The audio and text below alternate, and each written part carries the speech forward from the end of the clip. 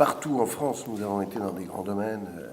On Oui. a parlé beaucoup de culture raisonnée. Oui, je n'ai voilà. pas rencontré une personne qui m'a dit non, moi je veux continuer à mettre de l'engrais Voilà. dans mes vies. Voilà, ça c'est vrai. En plus, ça coûte très cher. En plus, ça coûte très cher. En plus, oui. Mais là où par contre j'ai eu des réponses catégoriques en disant la culture raisonnée, c'est possible. Le bio, c'est possible dans certaines parties de la France. Voilà. La Corse, par exemple, Oui, imaginez voilà. ils n'ont pas ces problèmes.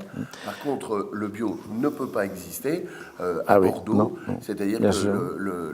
les conditions climatiques ne le permettent Ne permettent pas. Ou alors, il faut que les gens acceptent de perdre une récolte. Voilà, une récolte qui peut être 12 années de suite, une récolte. Voilà, donc à ce moment-là, c'est un désastre, quoi. On met la clé sous la porte. Pratiquement, ces attaques de mildiou se passent pratiquement tous les ans, quand même, à Bordeaux.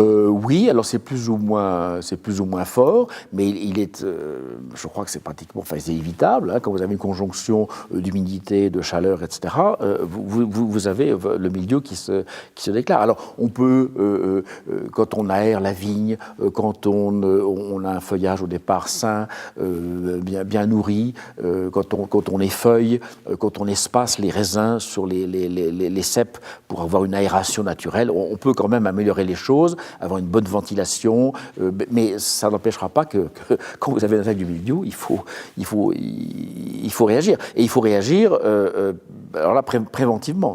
Parce qu'une fois que c'est parti, c'est très difficile à arrêter. Et là, pour le coup, alors on tombe dans des traitements très importants qu'il faut renouveler très souvent. Et donc ça, c'est une mauvaise chose de tout point de vue. Donc il faut surveiller sa vigne parfaitement.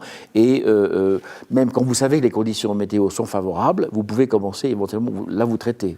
Donc vous en mettez peu, mais vous empêchez le phénomène de se déclarer.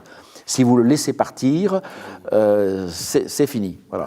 Et tant qu'on n'a pas vécu ce genre de problème, on peut toujours dire, quand on est écologiste, il faut qu'on y accorde. Mais quand on est vigneron et qu'on se dit, si je ne réagis pas dans les temps et intelligemment, ma récolte est fichue, voilà, le point de vue est tout à fait différent. Voilà, c'est pas possible. Voilà.